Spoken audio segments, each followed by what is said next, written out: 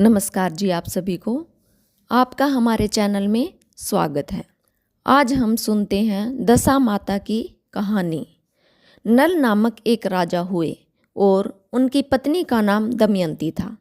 एक बार एक बुढ़िया रानी दमयंती के पास आई। उसने अपने गले में पीला गांठ लगा डोरा बांध रखा था। रानी ने उससे डोरे के बारे में पूछा और बोली, बुढ़िया ये किस चीज़ का डोरा है? तब बुढ़िया माई ने कहा, यह दशा माता का डोरा है। इसके पहनने से घर में सुख संपत्ति की वृद्धि होती है। रानी ने भी उसे एक डोरा लेकर अपने गले में बांध लिया। राजा नल ने रानी के गले में बंधे डोरे के विषय में पूछा तो रानी ने बुढ़िया द्वारा बताई सारी बातें बता दी। राजा कहने लगा, तुम्हें किस चीज़ की कमी है जो तुमने डोरा बांधा है? इतना कहकर रानी के मना करने पर भी राजा ने उस डोरे को तोड़कर फेंक दिया। रात्रि में राजा को सौपन में एक स्त्री बोली, मैं जा रही हूँ, तथा दूसरी स्त्री बोली, मैं आ रही हूँ। इस प्रकार 10-12 दिन तक रोज यही सौपन आता। वह उदास रहने लगा। रानी के पूछने पर राजा ने रानी को सौपन की बात बता दी। रानी ने राजा से दोनों स्त्रियों के नाम पूछे। राजा द्वारा स्त्रियों से पूछने पर पहली स्त्री बोली, मैं लक्ष्मी हूँ, और दूसरी स्त्री ने अपना नाम दरिद्रता बताया। दूसरे दिन राजा ने देखा कि उसका सब धन राख हो गया है। इस बात से राजा और रानी बहुत दुखी हुए। एकाएक वे इतने निर्धन हो गए कि उनके पास खाने तक को कुछ नहीं बचा। फिर एक दिन राजा की आज्ञा अनुसार रानी अपनी सहेलियों से मिलने गई। सहेलियों ने रानी से बातें तो की, लेकिन उसे खाने पीने को किसी ने नहीं पूछा। जब रानी ने महल में लौटकर यह बात राजा को बताई तो राजा बहुत दुखी हुआ। इसके बाद राजा रानी अपना महल छोड़कर चल पड़े और वन में जाकर कंदमूल खाकर अपना जीवन बिताने लगे। मार्ग में जब उनके 5 वर्ष के बेटे को भूख लगी तो रानी ने राजा से कहा कि वो मालिन के यहाँ जाकर छाछ मांग लाएं।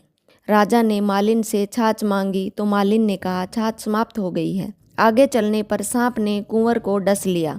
राजा स्नान कर धोती सुखा रहा था तो धोती को हवा उड़ा ले गई। रानी ने अपनी आधी धोती फाड़कर राजा को दे दी। वे भूखे प्यासे आगे बढ़े तो मार्ग में राजा के मित्र का घर पड़ा। मित्र ने दोनों को एक कमरे में ठहराया। वहाँ लोहे के औजार रखे थे।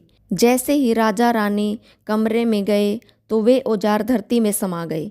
चोरी का दोष लगने के भय से वे रात में ही वहाँ से भाग गए। आगे चलकर राजा की बहन का घर पड़ा।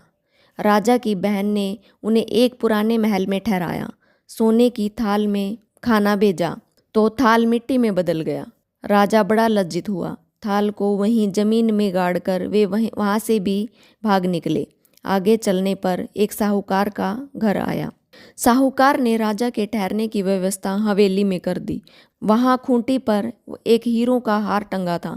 पास ही दीवार पर एक मोर का चित्र भी बना हुआ था।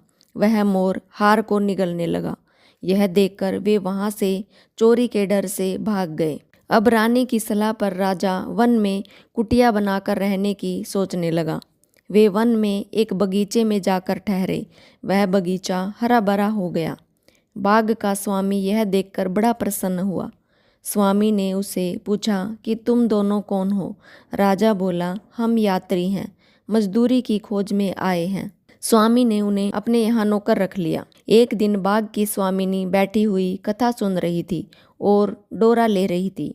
रानी के पूछने पर उसने बताया कि यह दशा माता का डोरा है। रानी ने भी कथा सुनकर डोरा ले लिया। राजा ने रानी से पूछा, यह कैसा डोरा बांधा है? रानी बोली, यह वही डोरा है जिसे आपने एक बार तोड़कर फेंक दिया था और जिसके कारण हमें इतनी विपत्तियां झेलनी पड़ रही हैं। दशा देवी हम पर नाराज हैं। यदि दशा माता सच्ची है तो हमारे दिन फिर से लौट आएंगे। उसी रात को राजा को सौपन आया। स्त्री कह रही थी कि मैं जा रही हूँ। दूसरी स्त्री बोल रही थी कि मैं आ रही हूँ। राजा के पूछने पर पहली स्त्री ने अपना नाम दरिद्रता बताया और दूसरी स्त्री ने अपना नाम लक्ष्मी बताया। राजा ने लक्ष्मी से पूछा, हे लक्ष्मी, तुम अब तो नहीं जाओगी? इस पर लक्ष्मी बोली, यदि तुम्हारी पत्नी दशा माता का डोरा लेकर कथा सुनती रहेगी तो मैं नहीं जाऊंगी। यदि तुम डोरा तोड़ दोगे तो मैं चली जाऊंगी। बाग की मालकिन किसी रानी को हार देने जाती थी। उस हार को दमयंती बनाती थी। रानी को वह हार बहुत पसंद आया। रानी के पूछने पर मालकिन ने बताया कि हमारे यहाँ एक दंपत्ति नौकरी करते हैं, उसने ही बनाया है। रानी ने बाग की मालकिन से दोनों के नाम पूछने को कहा। घर आकर उसने दोनों के नाम पूछे तो उससे पता चला कि वे राजा नल और रानी दमयंती हैं। बाग का मालिक उनसे क्षमा मांगने लगा तो राजा नल ने उससे कहा कि हमारे दिन खराब चल रहे थे, इसमें तुम्हारा कोई दोष नहीं है। अब दोनों अपने राजमहल की तरफ चल पड़े। रास्ते में वापस आते समय साहूकार का घर आया। वह साहूकार के यहाँ भी ठहरे। वहाँ साहूकार ने देखा कि दीवार पर बना मोर नौलखा हार उगल रहा है। साहूकार ने राजा के पैर पकड़ लिए और माफ़ी मांगने लगा। आगे चलने पर बहन के घर पहुँचे। राजा बहन के पुराने महल में ही ठहरा।